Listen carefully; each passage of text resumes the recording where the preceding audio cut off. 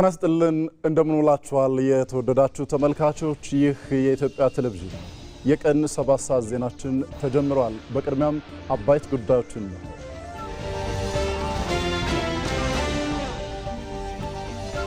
በሀገራዊ ምክክር በአጀንዳዎች ላይ በሚደረግ ውይይት ልዩነቶች ሊኖሩ ቢችሉም እንኳን መዳረሻቸው ኢትዮጵያን መገንባት መሆን እንዳለበት ተመካካሪዎቹ ገለጹ።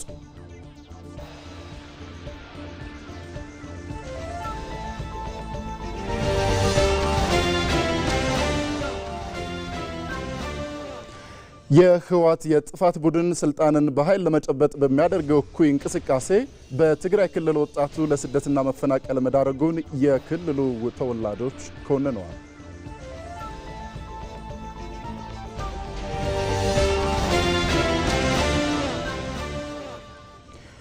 በኦሮሚያ ክልል አስተማማኝ ሰላምና የህግ የበላይነትን ለማስከበር በተሰሩ ስራዎች ውጤቶች መመዝገባቸውን የኦሮሚያ ክልል ርዕሰ መስተዳድር ሽመልስ አብዲሳ ገለጹ።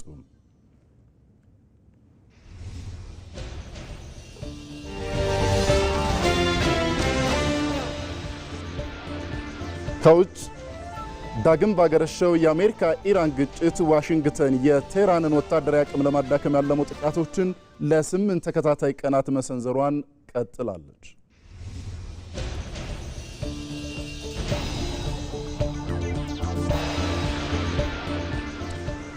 ዜናዎችን እየመራው አብዮት ይግዛው ከመላይ ስርጭትና ስቱዲዮ ባለሙያዎች ጋር በመሆን አብራችሁ ቆያለሁ። እስከ ፍጻሜው አብራችሁ እንድትቆዩ ግብዣችን ነው።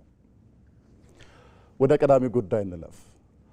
በሀገራዊ ምክክሩ በአጀንዳዎች ላይ በሚደረግ ውይይት ልዩነቶች ሊኖሩ ቢችሉም እንኳን መዳረሻቸው ኢትዮጵያን መገንባት መሆን እንዳለበት ተመካካሪዎቹ ገለጹ። ሀገራዊ ምክክሩ የነበሩ ችግሮቻችንን ከመፍታት ባለፈ ለወደፊቱም የውይይት ፖለቲካ ልምምድ እንዲሆንም ነው የገለጹት። ባየሙላት ይህንን ጉዳይ በዝርዝር ያጋራናል።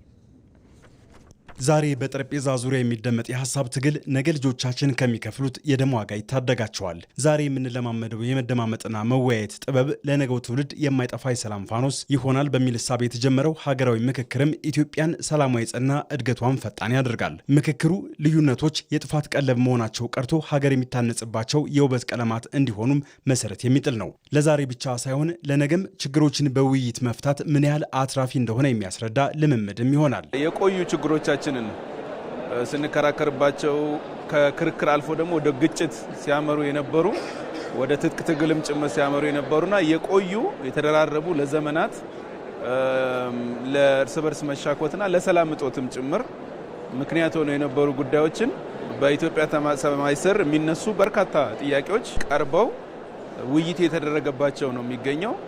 ይሄ ልምምድ ኢትዮጵያውያንን የሰለጠነ የፖለቲካ ባህል እንዲኖረን ጭምር የሚያለማመድ ሆኖ ነው ያገኘሁት ማለት ነው። ዘላቂ የሆነ መፍትሄ ሊያመጣ የሚችል የብሔር ብሔረሰቦችን አንድነት ባስከበረ መንገድና ባስጠበቀ መንገድ ያለምንም የእርስ በርስ መጎዳዳትና የእርስ በርስ ቁስለትና በበርካታ ሀብትና ንብረት ውድመት የሰው ልጆች ህይወት መጠፋፋት ሰላማዊ በሆነ መንገድ በዚህ መንገድ ተመካክሮ ሀገራችን ዘላቂ የሆነ መፍትሄ ሊያመጣ የሚችል ምክክር ውጤት ያመጣልና እናምናለን ማለት ነው። ወትሮም ቢሆን በየአካባቢው የጥልን እሳት በሽምግልና ማብረድ፣ የልዩነትን ገደል በምክክር መሻገር የተለመደ ህያው እሴት ነው። በእጃችን ያለውን ወርቅ ባለመጠቀማችን የጥርጣሬና መገፋፋት አዙሪት ውስጥ እየተንገላታን ሀገር የማይገባት ውጣ ውረድ ውስጥ ቆይታለች። በትናንትናችን ላይም ከባድ ዋጋ አስከፍሎናል። አሁን የተጀመረው ምክክር ለዘመናት የቆዩ ችግሮችን በሁሉም ወገን የጋራ መፍትሄ የምንሻገርበት ወሳኝ መንገዳችን ነው።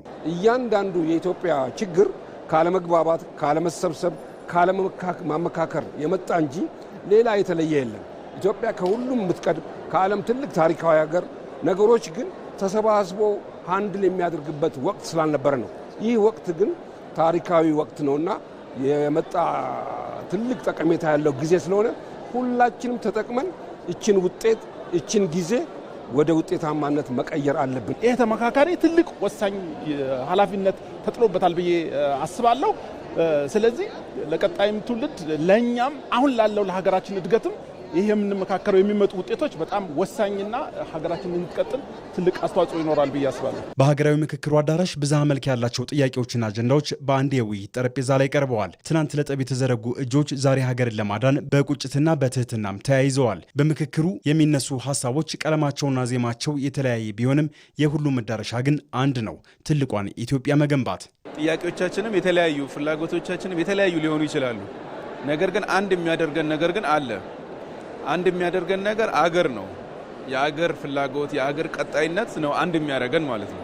አገርን አሸናፊ የሚያደርግ ለትውልድ የሚተርፍ ለነገ የሚተርፍ በድምሩ ደግሞ ኢትዮጵያን ሊያሳድግ የሚችል ሀሳብ ይጠበቃል። እያንዳንዳችን የምናዋጣው ሀሳብ ከነበርንበት ሁለንተና የሆነ ውጥንቅጡ ከወጣ የፖለቲካ መንገድ ዘላቂ የሆነ መፍትሄ ሊያመጣ የሚችል ምክክርን ይዘን እንወጣለን ብለን እናስባለን። የቀረ የጎዳን ነገር አለ ባለመመካከራችን። ይህን ቁጭት በሚያስቀር መልኩ ነው አሁን ውይይቱ መደረግ መቻል አለበት። የባለፈው ጊዜ በሚያካክስ መልኩ የበለጠው በሚክስ መልኩ ነው ውይይቱ መደረግ አለበት ብዬ አስባለሁ። ሀገራዊ ምክክሩ በፍቅርና በጋራ መከባበር ላይ የተመሰረተች አዲስና ጠንካራ ሀገር ለመገንባት የተያዘ ታላቅ አጀንዳ ነው።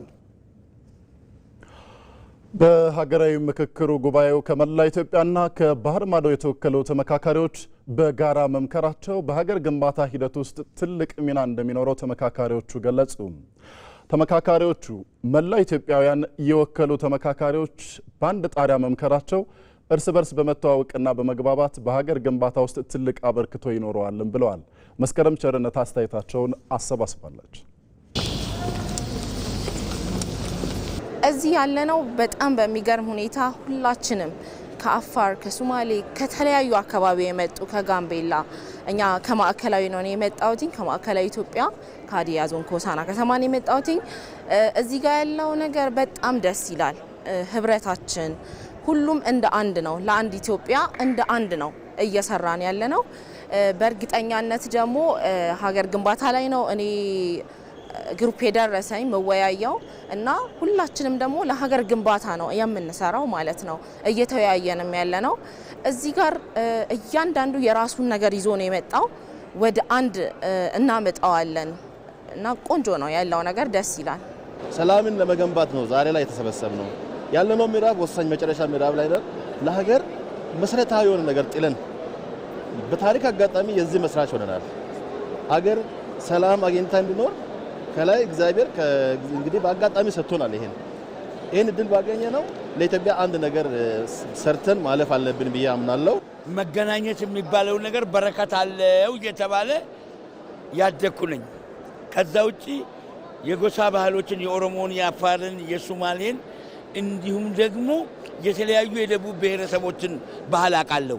እንደ መገናኘት ጥሩ ነገር የለም። መምከር የሚባለው ደግሞ በእስልምና ሃይማኖት ፊተ ሻውሉል አምሪ ይባላል። ሰዎች እኔ 73 ዓመቴ ነው። በመጥፎም በጥሩ ላይ የተማከረ ሰው መጥፎ ነው ለጥሩ ያመጣል፣ ጥሩን ደግሞ ያለመልማል ይባላል። እኔ በህይወቴ ይሄ እድል መገኘቱ የመጀመሪያ ጊዜም ቢሆን እኔ ትልቅ ውጤት አለው ብዬ ነው የማምነው። መጀመሪያ መገናኘቱ። በጦርነት የገነባ ሀገር የለም። ምክክሩ በጣም ቆንጆ ነው።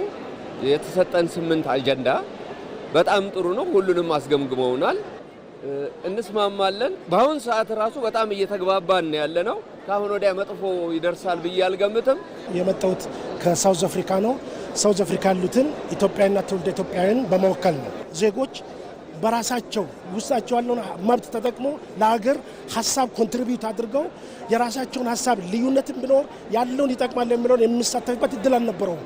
አሁን ግን ዜጎች ምንም አይነት አፈና ሳይኖር፣ ልዩነት ሳይኖር፣ ምንም አይነት ተጽዕኖ ሳይኖር ለሀገር ይጠቅማል የሚለውን የትኛውም ዜጋ ከላይ እስከታች ምንም አይነት የጾታ ልዩነት ሳይኖር፣ ምንም አይነት የብሔር ልዩነት ሳይኖር ለአገራዊነት በዜግነት የሚያስፈልገውን ነገር ተሳትፎ እንዲያደርግ፣ እንዲነጋገሩበት፣ እንዲወስኑበት ለሀገር ይጠቅማል የሚለውን ሁሉንም የትኛውን ነገር እንዲያደርጉ እድል መፍጠሩ ይሄ ለሀገር ጠቀሜታ ኢትዮጵያ ነገ በልጽጋ አድጋ በልማት በሁሉም አቅጣጫ ትልቅ ሀገር እንድትሆን ትልቅ አስተዋጽኦ አለ ብዬ አስባለሁ።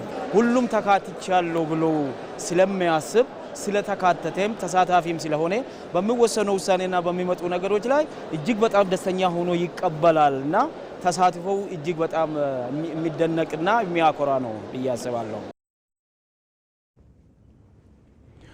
የሀገራዊ ምክክር አሳታፊነት ልዩነትን በመፍታት እውነተኛ መፍትሄ ለሀገር እንደሚያመጣ ከፍተኛ እምነት እንዳላቸው በምዕራብ ጎጃም ዞን የፍኖተ ሰላም ከተማ ነዋሪዎች ተናገሩ።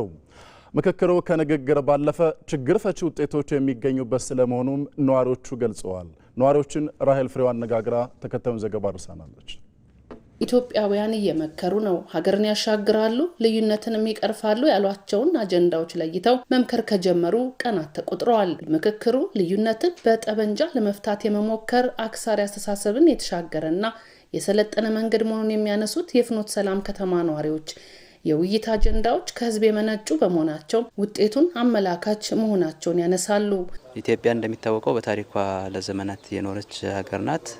በዛ ላይም የብዙ ብሔር ብሔረሰቦች መኖሪያ ናት። የአብሮነት፣ የመተሳሰብ፣ የመቻቻል፣ የአንድነት ሀገር ስለሆነች ይህንን ሊያጸና የሚችል መግባባት ሊፈጥር የሚችል አጀንዳ ናቸው የተለዩ አጀንዳዎች። በእነዚህ ላይ መግባባትና የጋራ መግባባት መድረስ ትልቅ አስተዋጽኦ አለው። ለወደፊቱም ለኢትዮጵያ ዘላቂነት፣ ለዘላቂ ሀገረ መንግስት ግንባታ፣ ለብሔረ መንግስት ግንባታ ወሳኝ ናቸው ብዬ አስባለሁ። ግጭትና የትጥቅ ትግል እሳቤ ዘመን ያለፈበት መሆኑን የሚገልጹት ነዋሪዎቹ ከምክክሩ የመልካም ተሞክሮ ጅማሮነት ተሻግሮ በሁሉ አቀፍ ተግባቦትና አንድነት የምትገነባ ኢትዮጵያን ይጠብቃሉ። ሀገር ልትገነባ የምትችለው፣ ልትለማ የምትችለው፣ እኩል ልታድግ የምትችለው፣ ተወዳዳሪ ሀገር ልንፈጥር የምንችለው ከሰላሙ ጋር ተያይዞ ሁሉም ማህበረሰብ ከአፈሙዝ ወጥቶ ከጦርነት ወጥቶ የልማት የመልካም አስተዳደርና የሰላም ጉዳዮችን ባለቤት መሆን መቻል አለበት የሚል እምነት አለኝ። ልዩነቶቹ በጣም ተለጥጠው የግጭት መንስኤ የሆኑ ላለመግባባት መንስኤ የሆኑ ሰላም ያሳጡን በርካታ ጉዳዮች አሉና ለግጭት በር የሚከፍቱ የነበሩ ነገሮች ሁሉ እየተዘጉ በሚሄድበት ሰዓት ላይ ሰላማችን ወደ ዘላቂነት የማጽናት ስራዎችን ያመጣል። ለሀገራዊ ምክክሩ ስኬታማነት የወከሏቸው ተወያዮች ኃላፊነት የላቀ መሆኑን ያነሱት የፍኖተ ሰላም ከተማ ነዋሪዎች እነሱም በምክክር ውጤቱ ለምትገነባው አዲሷ ኢትዮጵያ የድርሻቸውን እንደሚወጡ ገልጸዋል። ባለፉት ቁርሾች እየተነሳን አጠቃላይ የሀገረ መንግስት ህልውናውን አደጋ ውስጥ የሚጥል በየአካባቢው የሚፈጠሩ ግጭቶችን ለአንዴና ለመጨረሻ ጊዜ በሚቋጭ መንገድና ወደ ሰላማዊ እና አብሮ የመኖር ሁሉን አቀፍ ተግባቦት ሊፈጸምበት የሚችል ምክክር እንደሚሆን ነው ተስፋ የምናደርገው። ሀገር የምክክር ውጤት ነው የምትሆነው፣ ሀገር የተግባቦት ውጤት ናት በሚለው ጫፍ ጠርዝና ጠርዝ ካለ አስተሳሰብ መጥቶ ወደ መሀል ሰብሰብ ብሎ ለሀገር ሲባል ሁሉንም ነገር የመተው እሳቤ ውስጥ መግባትና ሀገርን ማስቀደም ትልቅ ኃላፊነት ያለበት በመሆኑን አውቆ በዛ ልክ መገዛት ይኖርብናል የሚልታለኝ። ህብረተሰቡም ከምክክሩ የሚመነጩ የመፍትሄ አማራጮችን በመተግበር ለተሻለ ሀገር ግንባታ እንዲዘጋጅ ጥሪ አቅርበዋል።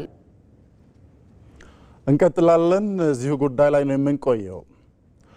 የአንድ ሀገር የውጭ ዲፕሎማሲ ጥንካሬና የሉዓላዊነት መከበር የሚለካው በታጠቀው የጦር መሳሪያ ብዛት ሳይሆን በውስጡ ባለው የህዝብ አንድነትና የጋራ መግባባት ጥልቀት ነው።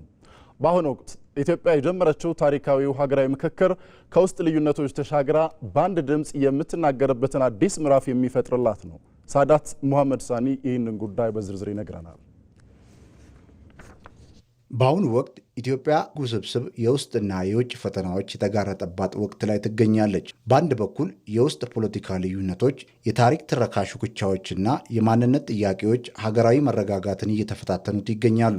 በሌላ በኩል ደግሞ በቀጠናዊ የጂኦፖለቲካዊ ሽሚያዎች፣ በዓለም አቀፍ ኃይሎች ፉክክርና በወሰን ተሻጋሪ የሀብት አጠቃቀም ላይ የሚነሱ ጫናዎች የሀገሪቱን ሉዓላዊነት ይፈትኑታል። ይሁን እንጂ እነዚህ ሁለት ተግዳሮቶች ለየብቻቸው የሚቆሙ ሳይሆን እርስ በርስ የሚተሳሰሩ ናቸው። የታሪክ ምሁራንና የዲፕሎማሲ ባለሙያዎች በተደጋጋሚ እንደሚያሰሙት የአንድ ሀገር የውጭ ግንኙነት ስኬትና የሉዓላዊነት መከበር የሚጀምረው ከውስጥ ጠንካራ አንድነትና መግባባት ሲኖር ብቻ ነው። በዚህ ረገድ በአሁኑ ወቅት በአማራጭነት ሳይሆን በብቸኝነት መፍትሄ እየተወሰደ ያለው ሀገራዊ ምክክር የኢትዮጵያን የውጭ ተደራዳሪነት አቅም ለማሳደግና ሉዓላዊነት ለማስከበር እንደ ዋነኛ የፖለቲካና የደህንነት መሳሪያ እየታየ ይገኛል።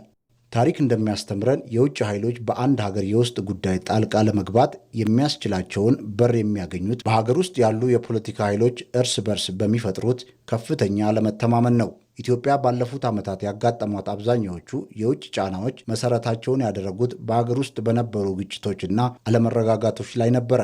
የሰው ልጅ መገኛ በመሆኗ ሳይንሳዊ በሆነ መንገድ ባሉ ማረጋገጫዎች ሁሉ ጥንታዊነቷ፣ አሌ የማይባል የማያከራክር እውነት ነው። ነገር ግን በዚህ ታሪካችን ውስጥ አንድ ስብራት አለ፣ አንድ ስንክሳር አለ፣ አንድ ውድቀት አለ። ያም በኃይለ ቃል ጀምሮ በኃይል እርምጃ መደምደም ነው። ፖለቲካችን በኃይለ ቃል ይጀምራል፣ በኃይል እርምጃ ይደመደማል። ይህንን ስብራት ለአንዴና ለመጨረሻ ጊዜ ማቆም ያስፈልጋል። በሀገራዊ ምክክር አማካኝነት የሚፈጠሩ ጠንካራ መግባባት ግን እነዚህን ክፍተቶች በሙሉ ይደፍናል። የኢትዮጵያን ብሔራዊ ምክክር ኮሚሽን እያካሄደ ያለው ሰፊ ውይይት መድረክ የተለያዩ የፖለቲካ ፓርቲዎች፣ ምሁራንና አዋቂዎች በአንድ ጠረጴዛ ዙሪያ ቁጭ ብለው በዋነኛ ሀገራዊ መግባባት በማይገኝባቸው ጉዳዮች ላይ እንዲወያዩ መንገድ ይከፍታል። በዚህ ሀገራዊ ምክክር የኢትዮጵያን ሰላምና መረጋጋት እንደ አፍሪካ ህብረት በጣም ወሳኝ ቦታ የምንሰጠው ነው። ምክንያቱም የኢትዮጵያ መረጋጋት ለቀጠናውም ብሎም ለአህጉሪቱ ወሳኝ መሆኑን እንደ አፍሪካ ህብረት እናምናለን። ይህን ባለፉት 63 ዓመታት የአዲስ አበባ ህዝብ እንዲሁም ከመልካሙ የኢትዮጵያ ህዝብ አይተናል። ይህ ሂደት በስኬት ሲጠናቀቅና በዋና ዋና ብሔራዊ አጀንዳዎች ላይ መግባባት ሲደረስ የውጭ ኃይሎች አንዱን የሀገር ውስጥ ወገን በሌላው ላይ በማነሳሳት የራሳቸውን ፍላጎት ለማስፈጸም የሚጠቀሙበትን ዕድል ያሳጣቸዋል። የውስጥ አንድነት ሲጠናከር የውጭ ጣልቃ ገብነት የሚከለከልበት የመጀመሪያው ዋነኛ የሀገር መከላከያ ግንብ ይገነባል። በዲፕሎማሲው መድረክ የአንድ ሀገር ተደራዳሪዎች አቅም ከጀርባቸው ካለው ህዝብ ድጋፍ ጋር እኩል ነው የሚባል መርህ አለ። ወሳኝ የድርድር መድረኮች ላይ የኢትዮጵያ ተደራዳሪዎች የሚያቀርቡት ሐሳብ የሁሉም ኢትዮጵያውያን የጋራ አቋም መሆኑን ሲታወቅ በሌላኛው ወገን የሚኖረው ተሰሚነት ክብደት እጅግ የላቀ ይሆናል። በአንጻሩ ግን የውስጥ ልዩነቶች በሰላማዊ መንገድ ሳይፈቱ ሲቀሩ ህዝቡ በተለያየ ጎራዎች ተከፋፍሎ እርስ በርሱ ሲጠባበቅ የውጭ ተደራዳሪዎች ድምፅ ደካማና ዋጋ የሌለው ይመስላል። What do I see about what Ethiopia is doing today? ኢትዮጵያ ዛሬ እያከናወነችው ባለው ነገር ጥንካሬና እድሎች ይታዩኛል። ታሪካችሁ የጥንካሬያችሁ አካል ነው። ህብረ ብሔራዊነታችሁ የጥንካሬያችሁ አካል ነው። ያለፈው ልምዳችሁ የጥንካሬያችሁ አካል ነው። የአፍሪካ መዲና መሆናችሁ የጥንካሬያችሁ አካል ነው። እነዚህን ሁሉ እድሎች መጠቀም አለባችሁ። ስለሆነም አሁን እየተካሄደ ያለው ሀገራዊ ምክክር በሀገራዊ ጥቅሞች ዙሪያ የማይናወጥ ብሔራዊ ድምፅ ለመፍጠር ወሳኝ ሚና ይጫወታል። በመምከር መፍታት ስንችል በዓለም አቀፍ መድረኮች ላይ በአንድ የጋራ ድምፅ የመናገር ብቃታችን በከፍተኛ ሁኔታ ያድጋል። በዘመናዊ ዓለም አቀፍ ግንኙነት በውስጡ ሰላም የሰፈነበት የህግ የበላይነት የሚከበርበትና የውስጥ ችግሮች በሰለጠነ መንገድ በውይይት የሚፈታ መንግስት በዓለም አቀፍ መድረክ ያለው ተሰሚነት ከፍ ያለ ነው። ኢትዮጵያም ሁሉን አካታች የሆነ ሀገራዊ ምክክር በስኬት ማጠናቀቅ መቻሏ ለዓለም አቀፉ ማህበረሰብ የሚያስተላልፈው መልእክት በሀገራችን ውስጥ የፖለቲካ ብስለት መኖሩን፣ አስተማማኝ አጋር መሆን የምንችል መሆኑ እንዲሁም ቀጠናዊ መሪነታችን ላይ የማይተካ ሚና የምንጫወት መሆኑን ማረጋገጫ ይሆናል። ሀገራዊ ምክክሩ ዝም ብሎ የፖለቲካ ፓርቲዎች የልሂቃን ውይይት መድረክ ብቻ አይደለም። ይልቁንም የኢትዮጵያን ሉዓላዊነት፣ ብሔራዊ ክብር በዓለም አቀፍ ደረጃ ዳግም ለማስከበር የሚደረግ የዲፕሎማሲ ግንባታ መሰረት ነው። በምክክሩ ሂደት የምናመጣው ጠንካራ ሀገራዊ መግባባት የውስጥ ሰላማችንን አስተማማኝ አድርገዋል። የውስጥ ሰላማችን ደግሞ በዓለም አቀፍ መድረክ ላይ የሚኖረንን የመደራደር አቅም ወደ ላቀ ደረጃ ያሸጋግራል። ሉዓላዊነት የሚከበረው በጦር መሳሪያ ብቻ ሳይሆን በመካከላችን በሚፈጠር ጠንካራ ማህበራዊ ውልና በአንድነት ድምፅ ጭምር ነው። በመሆኑም ሀገራዊ ምክክሩን በንቃት በመደገፍና ስኬታማ እንዲሆን መጣር የእያንዳንዱ ኢትዮጵያዊ ታሪካዊና ሀገራዊ ግዴታ ነው። ተመልካቾች ከኢትዮጵያ ቴሌቪዥን በቀጥታ ወደ እናንተ እየደረሰ ያለውን የሰባት ሰዓት ዜናችንን ነው እየተከታተላችሁ የምትገኙት። ዜናዎቻችን ይቀጥላሉ። በኦሮሚያ ክልል አስተማማኝ ሰላምና የሕግ የበላይነትን ለማስከበር በተሰሩ ስራዎች ውጤቶች መመዝገባቸውን የኦሮሚያ ክልል ርዕሰ መስተዳደር ሽመልስ አብዲሳ ገለጹ። የጨፌ ኦሮሚያ 6ኛ የሥራ ዘመን 5ኛ ዓመት 11ኛ መደበኛ ጉባኤ መካሄድ ጀምረዋል። በጉባኤው የኦሮሚያ ክልል ርዕሰ መስተዳደር ሽመልስ አብዲሳ የ2018 በጀት ዓመት የሥራ አፈጻጸም ሪፖርት ለጨፌው አባላት አቅርበዋል። በሪፖርቱም በክልሉ በሰላም በማህበራዊና በኢኮኖሚያዊ ልማት መስኮች ተጨባጭ ስኬቶች ሊመዘገቡ መቻላቸውን አንስተዋል። ጉባኤው የተጠናቀቀውን በጀት ዓመት የሥራ አፈጻጸምና ቀጣይ አቅጣጫዎች እንዲሁም በበጀት ዓመቱ በተከናወኑ የሰላምና የልማት ስራዎች ላይ በጥልቀት በመምከር ቀጣይ አቅጣጫዎችን ያስቀምጣል ተብሎ ይጠበቃል።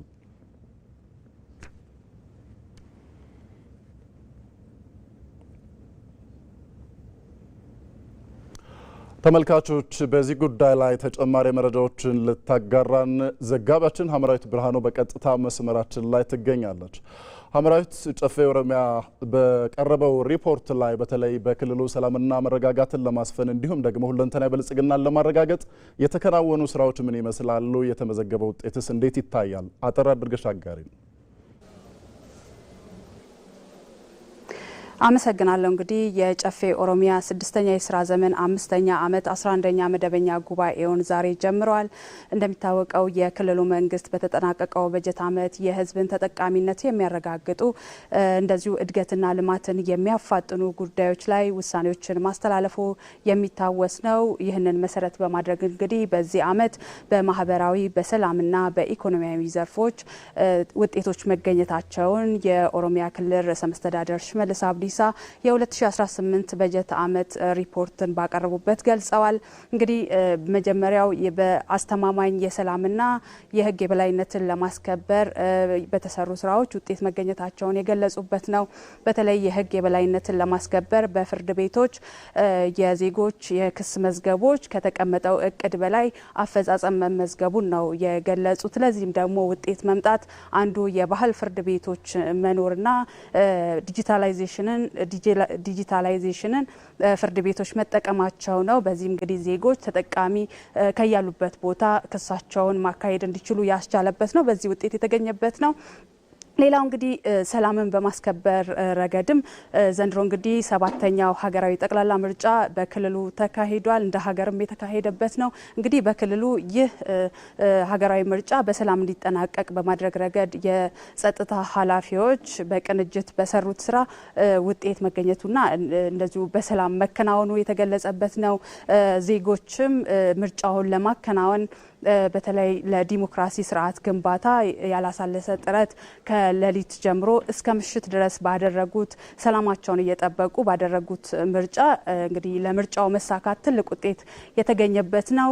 ሰላምንም በመጠበቅ ረገድ ህዝብና የሰላም የጸጥታ ኃላፊዎች በቅንጅት እጅ ለእጅ ተያይዘው ሰላማቸውን ጠብቀው ይህ ነገር እንዲከናወን በማድረጋቸው ውጤት መገኘቱን የተገለጸበት ነው። እንደሚታወቀው እንግዲህ መንግስት በጫካ ታጥቀው ለሚንቀሳቀሱ አካላት ባለፉት ዓመታት ጥሪ ማድረጉ ይታወሳል። እንግዲህ በክልሉ በዚህ ምክንያት ወደ ሰላም መጥተው የተቀላቀሉ ታጣቂዎች አሉ። እነዚህ ተሃድሶ ትምህርት እንደተሰጠ ተገልጿል በሪፖርቱ።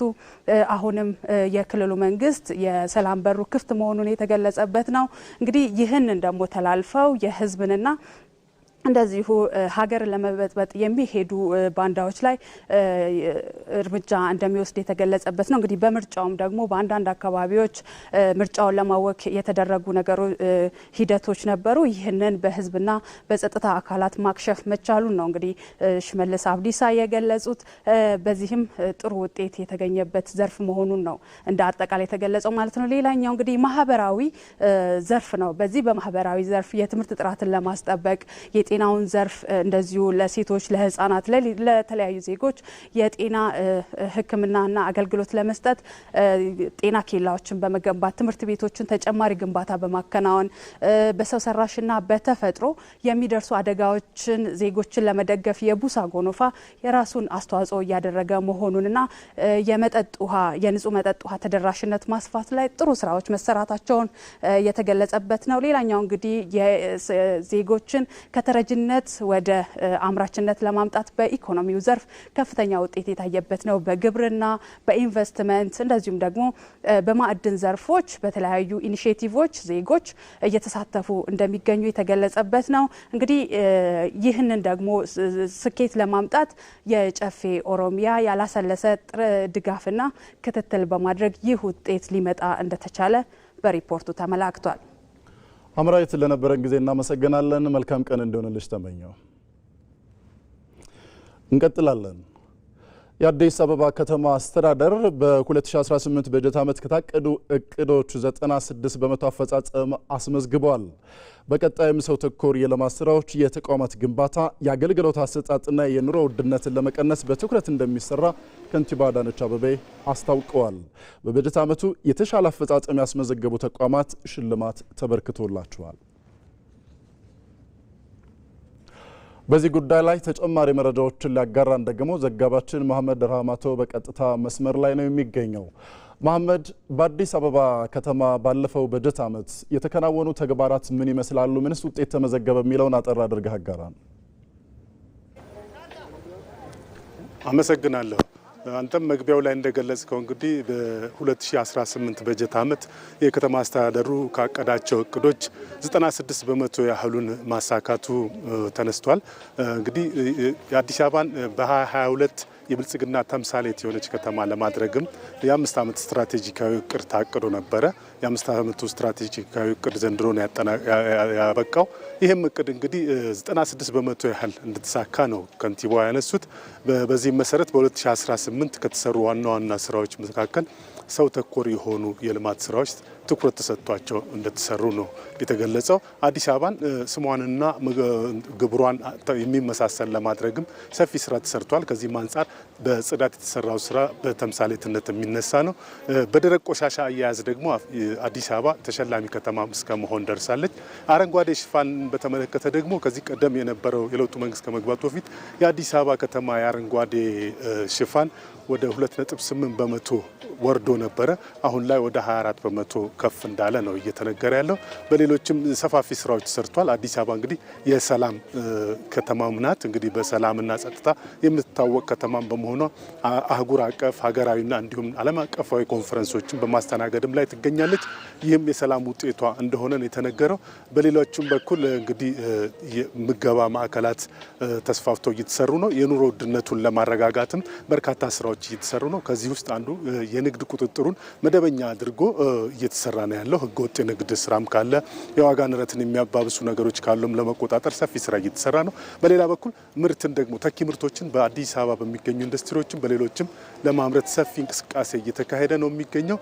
በሌላ በኩል ደግሞ በአዲስ አበባ በአምስቱም መግቢያዎች የገበያ ማዕከላትን ለማስፋፋት ታቅዶ ተሰርቷል። በዚህ ዓመትም 7 የሚሆኑ እንግዲህ ተጠናቀው አገልግሎት እየሰጡ እንደሚገኙ ነው የተገለጸው።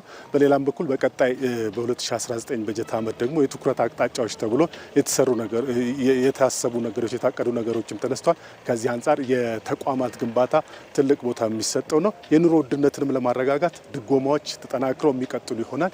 የተማሪዎች ምገባ፣ ዩኒፎርምና ጫማ ግዢው በዚህ ዓመትም ተጠናክሮ የሚቀጥል ነው የሚሆነው። በ30ም የምገባ ማዕከላት እንግዲህ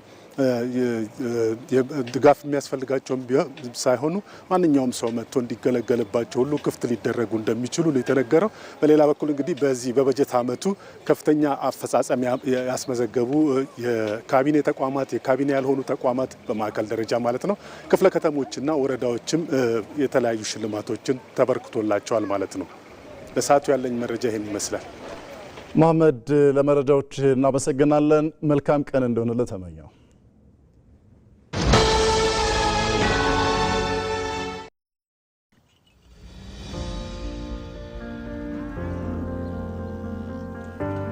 እንዴት ዋላችሁ? መስገን ምን ነው ቀዘቀዝ? ትንሽ አዝመራ ዘር አነሳለብኝና ምን እናግዝ ታዲያ? እኔም ማርሽ የምመልሰው የእህል ዘር ብድር ባገኝ ብዬ ስንከራተት ነው ያልኩኝ። እስከ መቼ የእህል ዘር በብድር ይሞላል ብለን? ምን ላርግ ታዲያ?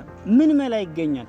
መላውንማ ልንገርህ። እኔው ራሴ ማዳበሪያን ሰው መላ ሳፈላልግ የኢትዮጵያ ንግድ ባንክ ለአርሶ አደሩም ለአርብቶ አደሩም እፎይታ የሚሰጥ ብድር ማዘጋጀቱን አልሰማም መሰል። ይኸውልህ ለሰብል ምርት ብትል፣ ለመጋዘን፣ ለግብርና መሳሪያ፣ ለማዳበሪያ፣ ለወተት ተዋጽኦ ብትል፣ ለእንስሳት እርባታ የሚሆን አመቺ ብድር አመቻችቷል። ግን እንደው ለኔ የሚያበድሩኝ ይመስላል?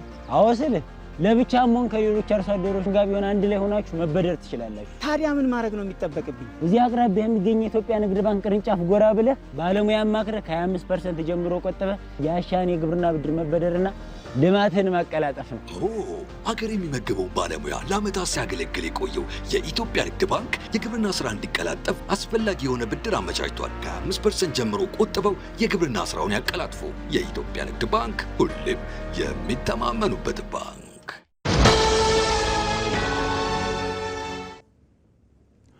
ከኢትዮጵያ ቴሌቪዥን የቀን 7 ሰዓት ዜናችን ቀጥሏል። አሁን ደግሞ ወደ ተከታዩ ጉዳይ እናልፋለን።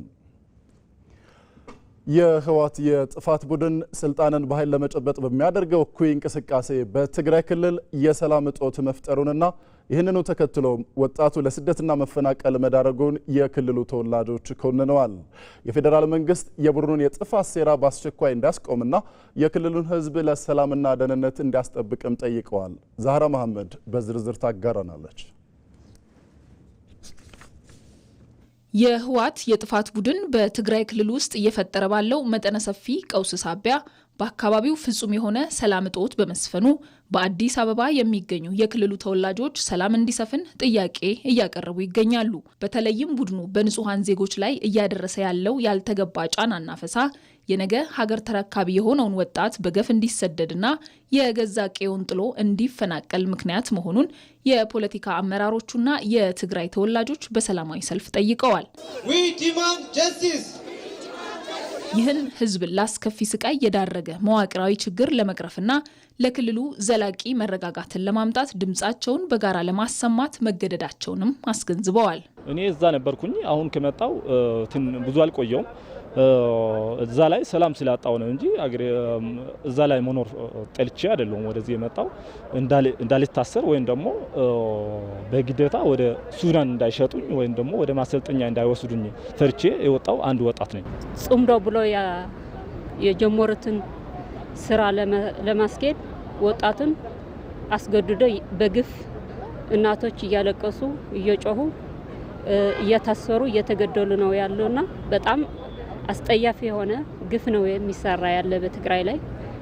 ዛሬ እዚህ የተገኘ ነው ኦሬዲ የትግራይ ህዝብ ሰላም እንደሚፈልግ ጦርነት እንደማይፈልግ በህወሓት የሚባል ቡድን ሰላም አጥቶ እዚህ አዲስ አበባ እየመጣ በተለያዩ ኢትዮጵያና ሊቢያ ኦሬዲ የመን ምናምን እየተሰደደ ስላለው ይህ ወጣቱ አብዛኛው የትግራይ ህዝብ ይህን መቆም አለበት። ፌዴራል መንግስትም የበኩሉ የሚገባው እንዲወጣ ሰላም እንደምንፈልግ ፕሪቶሪያ መተግበር እንዳለበት ይህንን ለማሳየት ነው ወደ አደባባይ የወጣ ነው። የትግራይ ወጣቶች ግን በአሁኑ ሰዓት እናት ተሸማቃ ቤት ውስጥ ነው ያለችው። ወጣቶቹ ልጄ ዛሬ ሞተ አለ ሄደ እያለች በስጋት ነው ያለችው። የኔ እናት ቤቷ አርፋን እየተቀመጠች በፈለግነው ሰዓት እየገባን በፈለግነው ሰዓት እየወጣን ትግራይ ላይ ያለው ነገር ግን በጣም የሚያሳዝን ነው። ዳግም ወደ ጦርነት ህዝቡን ለማስገባት ወጣቶች ከየቤታቸው ከያሉበት መንገድ ከየስራ ቦታቸው እያፈነ ወደ ማሰልጠኛ ቦታዎች እየወሰደ ነው ያለው። ከዚህ አልፎም ከዚህ በፊት የነበሩ ታጋዮችም ከኢትዮጵያ አልፎ ወደ ሌላ ሀገር ወደ ሱዳንም ሄደው እንዲዋጉ እንዲሸጡ እያደረገ ያለ አፋኝ ጸረ ህዝብ ጸረ ሰላም።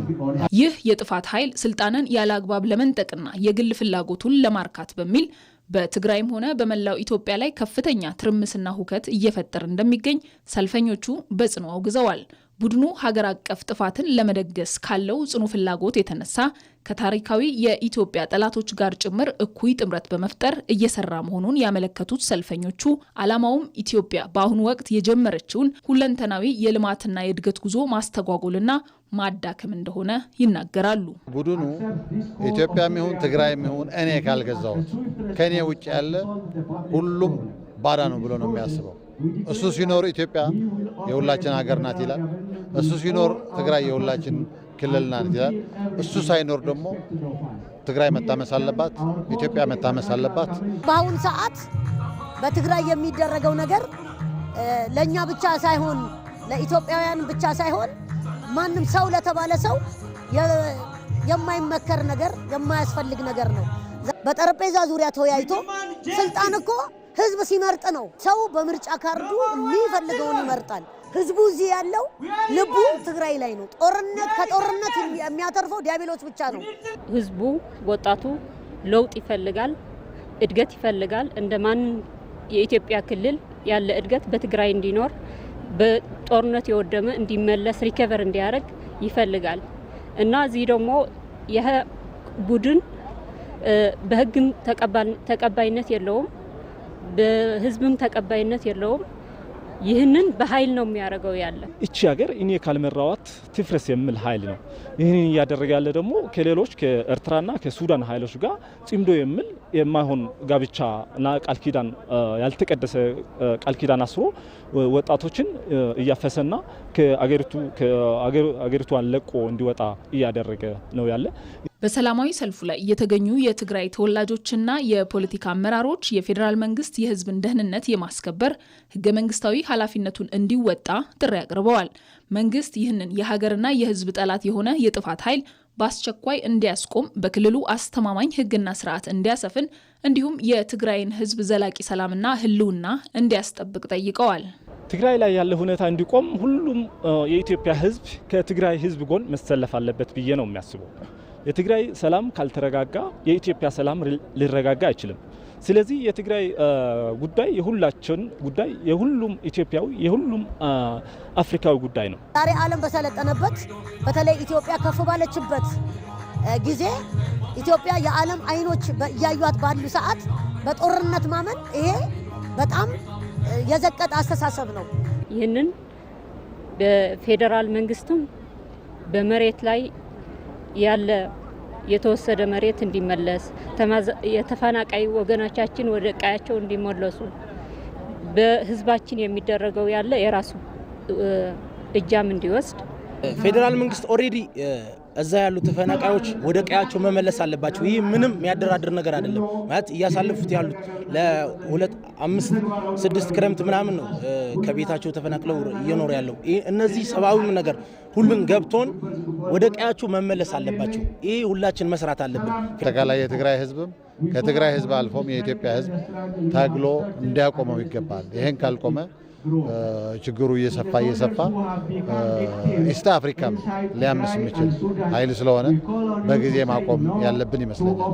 የህወሓት ቡድን የጀመረው ይህ የጥፋት መንገድ የትግራይና የአጎራባች ክልሎችን ህዝብ ዳግም ለከፋ ሰብአዊ ቀውስና መፈናቀል የሚያጋልጥ በመሆኑ ከዚህ ድርጊቱ እንዲታቀብ ጥሪ ቀርበዋል።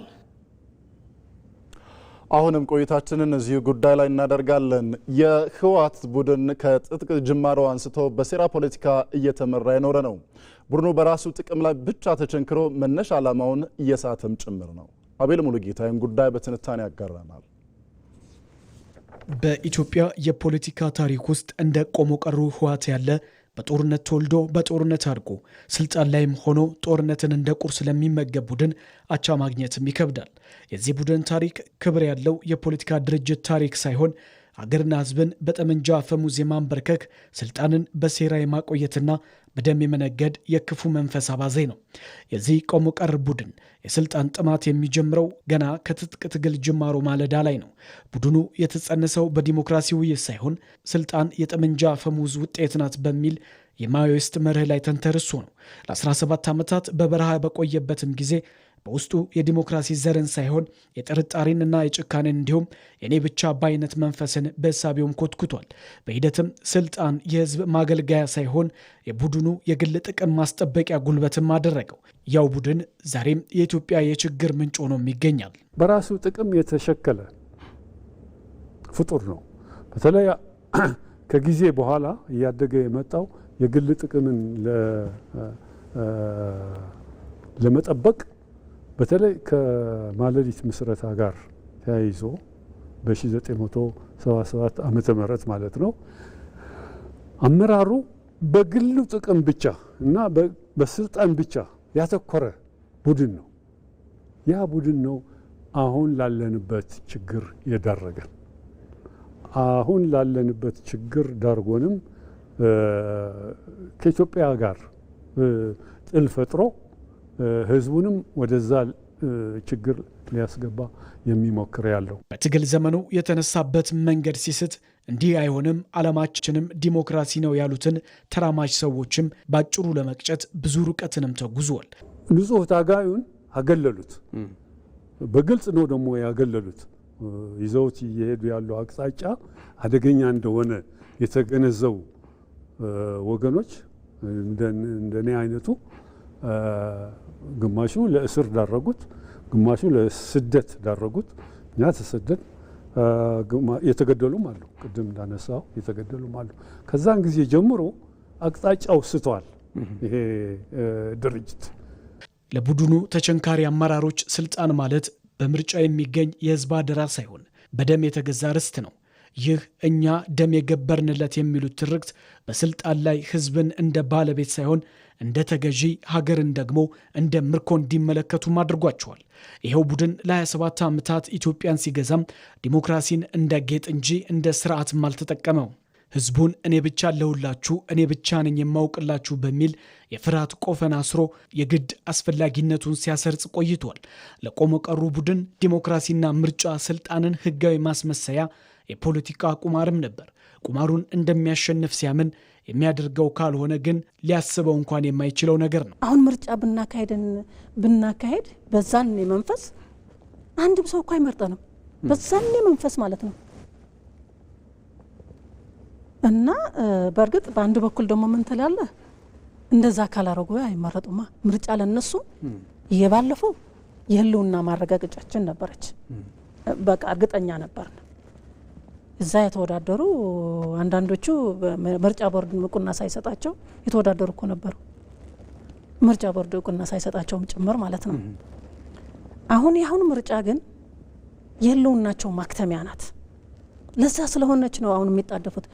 ቡድኑ ከስልጣን ሲወገድ ወደ ሰላማዊ ፖለቲካ ትግል መመለስ ያልቻለውም ከጅምሩ ሰላማዊ ስላልነበረ ነው። ሰላማዊ ፖለቲካ የሐሳብ የበላይነት መቻቻልና የህዝብ ይሁንታንም ይጠይቃል። ዛሬም ባለበት የተቸነከረው የህወሓት ቡድን ደግሞ እነዚህን እሴቶች እንደ ድክመት ይቆጥራቸዋል። በዲሞክራሲያዊ አስተሳሰብ ላይ ቁማርንም ይጫወታል። በነጻና ዲሞክራሲያዊ ሜዳ ላይ ቢወዳደር እንደማያሸንፍ ያውቃል። ሽንፈት ደግሞ ላለፉት ዓመታት ለሰራቸው ግፎች ተጠያቂነትን እንደሚያመጣበት ስለሚረዳ ጦርነትን እንደ መሸሸጊያ ዋሻ ይጠቀማል።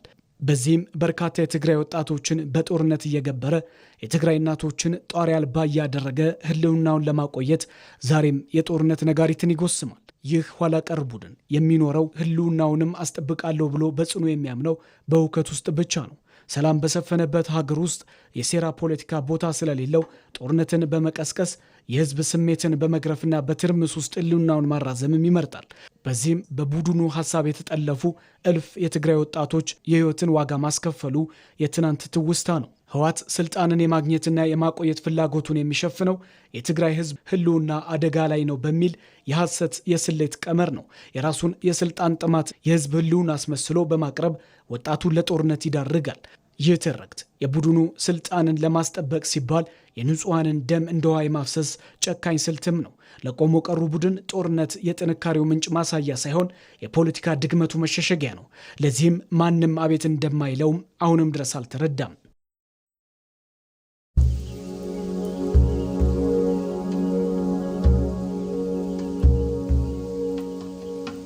ኢትዮጵያ እጅግ ታሪክ ጠገብ ጥንታዊት ሀገር ናት።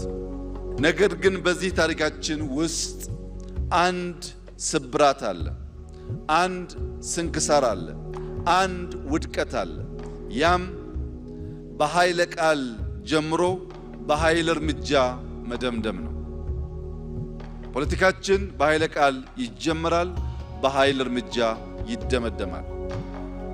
ይህንን ስብራት ለአንዴና ለመጨረሻ ጊዜ ማቆም ያስፈልጋል። ሰው በውስጡ ነገር ካለው ምንም አልጋው ያማረ ቢሆን ይገላበጣል እንጂ አይተኛም። ውስጡ ያረፈ ሰው ግን መደብ ላይም ቢሆን ድንጋይ ተንተርሶ መተኛት ይችላል። ውስጣችን ሰላም እንዲሆን መልካም እንቅልፍ እንድንተኛ ለሰፈሬ እኔ ወገኔ ለምለው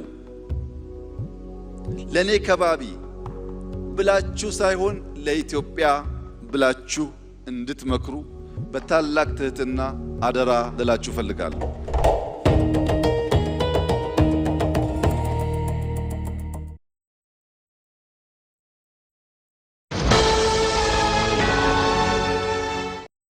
አመሰግናለሁ። መልካም ጊዜ ይመቻችሁ። አናጪ አንቺ ነሽ እኔን የምታግዢው።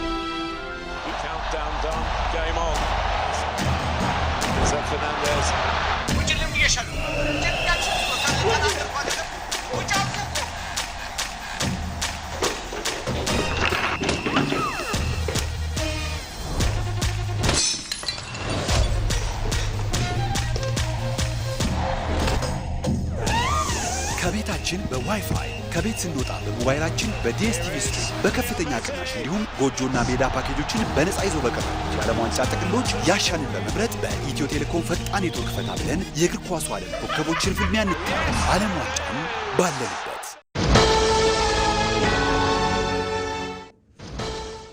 ተመልካቾች ከኢትዮጵያ ቴሌቪዥን የቀን 7 ሰዓት ዜናችን ነው በቀጥታ ወደ እናንተ እያደረስን የምንገኘው። አሁን ደግሞ ከውጭ ምንጭ ወዳገኘነው ጉዳይ ነው የምናልፈው።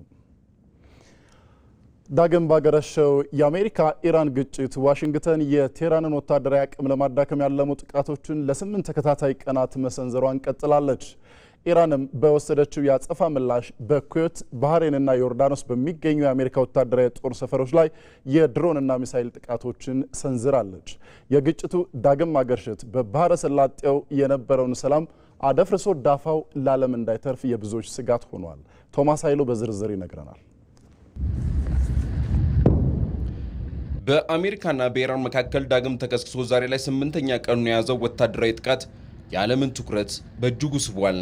በቀጠለው የሀገራቱ ጦር መማዘዝ በተለይም በመካከለኛው ምስራቅ ላይ የደቀነው የጦርነት ስጋት ከቀን ወደ ቀን እየተባባሰ የመጣ ሲሆን ሁለቱም ኃይሎች የኃይል እርምጃዎቻቸውና የአጸፋ ምላሾቻቸውን እያጠናከሩም ይገኛሉ። አሜሪካ በዮርዳኖስ 2 ወታደሮቿ መገደላቸውን፣ ሌላ አንድ ወታደር ደግሞ በኢራን ጥቃት ምክንያት መጥፋቱን ቀደም ብላ ካስታወቀች በኋላም በኢራን ላይ ለ8ኛ ተከታታይ ምሽት ያደረሰችው ጥቃት ማጠናቀቋን ገልጻለች። የአሜሪካ ማዕከላዊ እዝ የኢራን የስለላ ቦታዎችን፣ ወታደራዊ የሎጂስቲክ መሰረተ ልማቶችን፣ የመሬት ውስጥ የጦር ማከማቻዎችንና የባህር ላይ አቅሞችን መምታቱን አስታውቋል። የጦሩ አየር ኃይል ቅዳሜ ማለዳ በሰነዘረው ድብደባም ከሆርሙዝ የባህር ወሽመጥ ጋር የምትዋሰነው ደቡባዊው ሆርሙዝጋን ግዛት ላይ 3 ሰዎችን ገሎ 8 ሰዎችን ማቁሰሉን እንዲሁም 2 ድልድዮችንና አንድ የመንገድ መተላለፊያ ዋሻን መጎዳታቸውን የኢራን መንግስት ቴሌቪዥን ዘግቧል። የኢራን ጤና ሚኒስትር ቅዳሜ ዕለት እንደገለጸው ባለፉት 3 ሳምንታት በአሜሪካ ጥቃቶች በሀገሪቱም 50 ሰዎች ሲገደሉ ከ500 በላይ ደግሞ ቆስለዋል። የኢራን የውጭ ጉዳይ ሚኒስትር ቃል አቀባይ ኢስማኤል ባጋይ ዩናይትድ ስቴትስ በአብዛኛው የዓለምን 1/5ኛ የነዳጅ አቅርቦት የሚያስተናግደውን የሆርሙዝ ወሽመጥን ለመቆጣጠር እየሞከረች ነው ሲሉ ከሰዋል። ሁለቱም ወገኖች የባህር ላይ ትራፊክን ኢላማ ያደረጉ ሲሆን አሜሪካ የባህር ኃይል እገዳ እንደጣለች ስትገልጽ፣ ኢራን በበኩሏ በወሽመጡ ላይ የጉዞ ገደቦችን የሚጠሱ መርከቦችን ኢላማ እንዳደረገች ገልጻለች። የአውሮፓ ህብረትና የባህረ ሰላጤው ሀገራት ኢራን በባህር መርከቦች ላይ የምታደርገው ጥቃትና ጣልቃ ገብነት በአስቸኳይና ያለምንም ቅድመ ሁኔታ እንድታቆም እንዲሁም ወሽመጡን ያለምንም ቅድመ ሁኔታና ያለ ክፍያ ክፍት እንድታደርግም ጥሪ አቅርበዋል። ከአንድ ወር በፊት በሁለቱ ሀገራት መካከል የተፈረመው ጊዜያዊ የተኩስ አቁም ስምምነት ባለፈው ሳምንት መፍረሱን ተከትሎም በአሜሪካና በኢራን መካከል የሚሰነዘሩ ጥቃቶች ተጠናክረው የቀጠሉ ሲሆን ይህም ወደ ከረረና ወደ ሙሉ ጦርነት የመመለስ እድሉ ከፍም አድርጎታል። የአሜሪካ የማዕከላዊ እዝ ባወጣው መግለጫ የአየር ድብደባው ቅዳሜ ምሽት ላይ በፕሬዝዳንት ዶናልድ ትራምፕ መመሪያ መጀመሩን አስታውቋል። የአሜሪካ ጥቃትም ኢራን በሆርሙዝ የባህር ወሽመጥ በንግድ መርከቦች ላይ የምታደርሰው የዛቻ አቅምን የበለጠ ለማዳከም እንዲሁም ትናንት ምሽት በዮርዳኖስ በአሜሪካ ወታደሮች ላይ ጥቃት የሰነዘረውን ኢስላማዊ የአብዮታዊ ዘብ በአስቸኳይ ለመቅጣት ነው ሲል በመግለጫው አመላክቷል። ማዕከላዊ እዙ በሰጠው መግለጫ የኢራን ወታደራዊ የባህር ዳርቻ የስለላናም የአየር መከላከያ ተቋማትን የመታውን የጥቃት ማዕበል ማጠናቀቁን አስታውቋል። የኢራን መርህ የተሰኘው የዜና ወኪል እንደዘገበው የአሜሪካ በደቡባዊ ኢራን ሲራክ አቅራቢያ ጥቃት ማድረሷን ገልጾም ምንም አይነት የሰው ሕይወት መጥፋት እንዳላጋጠመም እንዲሁም በመሰረተ ልማት ላይ ከፍተኛ ጉዳት አለመመዝገቡን አክሏል። ታስኒም የተባለው የዜና ወኪል በበኩሉም የአሜሪካ ጦር ከኢራቅ አቅራቢያ በምትገኝ ሻዴጋን አቅራቢያ ላይ ማነጣጠሩን ዘግቧል። የኢራን ጦር በኩዌት አልአድሪ ካምፕናም በአልአሊ ሳሌም የአየር ማረፊያ የሚገኙ የአሜሪካ ወታደራዊ ንብረቶችና ቁሳቁሶችን ኢላማ ያደረገም የድሮን ጥቃት መፈጸሙን የኢራን መንግስት ቴሌቪዥን ከጦር ሰራዊቱ የተገኘውን መግለጫ በመጥቀስ ዘግቧል። ሁለቱም ወታደራዊ ሰፈሮች ባለፈው ሳምንት ጀምሮም ኢራን በባህረ ሰላጤው የሚገኙ የአሜሪካ ንብረቶችና አጋሮቿ ላይ የምታደርሰው ጥቃት አካል ሆኖ የተመረጡ ናቸው። የአሜሪካ ማዕከላዊ እዝ የወታደሮቹ ሞት የተከሰተው አርብ ዕለት መሆኑን እንዲሁም 3ኛው የአሜሪካ ወታደር ደግሞ በውጊያ ላይ መጥፋቱን ገልጿል። በዚህም ጦርነቱ ከተጀመረ ጊዜ አንስቶ የተገደሉ የአሜሪካ ወታደሮች ቁጥር ወደ 16 ያደረሰው ሲሆን ከ420 በላይ የሚሆኑ ደግሞ ቆስለዋል። የአሜሪካ መከላከያ ሚኒስትር ፒት ሄግሴት በኤክስ ገጻቸው ላይ ባሰፈሩት መልእክት የእነሱ መስዋዕትነት ጽናታችንን ያጠናክረዋል ብሏል። አሜሪካ በኢራን ድልድዮች፣ የኃይል ማመንጫ ተቋማት እንዲሁም በሌሎች መሰረተ ልማቶች ላይ ጥቃት ካደረሰች በኋላም ኢራን ቅዳሜ ዕለት ሳውዲ አረቢያን እንዲሁም ሌሎች የአሜሪካ ባህረ ሰላጤው አጋራትን እና ዮርዳኖስን ኢላማ ያደረገች ይመስላል። የኢራኑ ጠቅላይ መሪ አያቶላ ሙጅተባ ካሚኒ በይፋዊ የማህበራዊ አካውንቶቻቸው እንዲሁም በኢራን መንግስታዊ ሚዲያዎች በተሰራጩ የጽሑፍ መግለጫም የአሜሪካ ድርጊቶች የትራምፕን ፊርማ ፈጽሞ ዋጋ ቢስናም እምነት የለሽ መሆኑን አሳይተዋል ብሏል። በመግለጫው ለዩናይትድ ስቴትስ የበለጠ ከባድ ዋጋና ተጨማሪ ውርደት እንደሚጠብቃትም አስጠንቋል። ከዋይት ሃውስ ለጠቅላይ መሪው ሐሳብ ምላሽ አልተሰጠም። በእርግጥ አያቶላ ሙጅተባ ካሚኒ ያሉበት ቦታም አሁንም ቢሆን እንቆቅልሽ ሆኖ ቀጥሏል። አሜሪካና እስራኤል የኢራን የኒውክሌርና ሚሳኤል ፕሮግራሞች ለማሰናከል እንዲሁም ቀጠናዊ አጋሮቿን ለማዳከም በማሰብ በየካቲት ወር መጨረሻ ላይ ጥቃት በመሰንዘር የጀመሩት ይህ ጦርነት በኃይል አቅርቦት ላይ ከፍተኛ መስተጓጎልን፣ በዓለም አቀፍ የዋጋ ግሽበት ላይ ደግሞ ስጋትንና የሆርሙዝ የባህር ወሽመጥን ለመቆጣጠር የሚደረግን ከፍተኛ ትግልንም አስከትሏል። በእርግጥ ጊዜያዊ ተኩስ አቁሙ ከተጣሰ ወዲህም 8ኛ ቀኑን የያዘው ውጥረት የሚያሳየው የሀገራቱን ወታደራዊ ፍጥጫም የመቀዛቀዝ ምልክት ሳይሆን ይልቁንም ወደ ከፋ ምዕራፍ እየተሸጋገረ መሆኑን ነው። አሜሪካ የኢራን የኒውክሌርና የወታደራዊ አቅምን ሙሉ ለሙሉ ለመክታት ስትጥር ኢራን በበኩሏ ሉዓላዊነትን አላስደፍርም በማለት ያልሸነፍ ባይነት አቋሟን እያሳየች ነው። ቀጣዮቹ ቀናት ቀውሱን ወደ ሙሉ ጦርነት ያመራል ወይንስ ወደ ሰላማዊ ድርድር ይመለሳሉ የሚለውን የሚወስኑ ወሳኝ ጊዜያትም ይሆናሉ። ይህም በዓለም ፖለቲካዊና ኢኮኖሚያዊ ጫና ቀውስን ዳግም እንዳያዋልድ ስጋትን ደቅኗል። ከኢትዮጵያ ቴሌቪዥን ለቀን 7 ሰዓት የያዝናቸው ዜናዎች ተጠናቀዋል። ስለነበረን ጊዜ እናመሰግናለን። የቀን 7 ሰዓት ዜናዎችን እየመራው ደግሞ አብዮት ይግዛው ከመላይ ስርጭትና የስቱዲዮ ባለሙያዎች ጋር አብራችሁ ቆየው። የስፖርት ዘገባዎች ይቀጥላሉ። በሰላም